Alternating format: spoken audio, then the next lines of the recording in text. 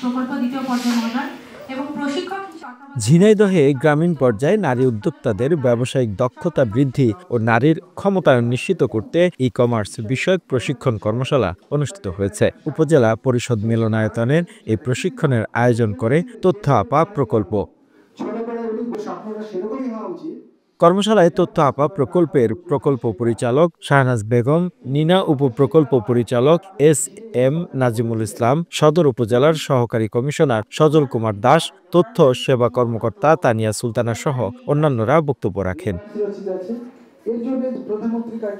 দিনব্যাপী এই প্রশিক্ষণে কমার্সের গুরুত্ব, লালসালু.com প্ল্যাটফর্মের কার্যক্রম এবং ডিজিটাল ব্যবসার সুযোগ সুবিধা নিয়ে আলোচনা করা হয়। উদ্যোক্তাদের প্রযুক্তি ব্যবহারের দক্ষতা বৃদ্ধি, অনলাইন মার্কেট প্লেসে ব্যবসা সম্প্রসারণ এবং ডিজিটাল উদ্যোক্তা হিসেবে সফল হওয়ার কৌশল নিয়ে দিক নির্দেশনা দেওয়া হয়। এতে জেলার বিভিন্ন এলাকার অর্ধশত নারী উদ্যোক্তা অংশ নেন।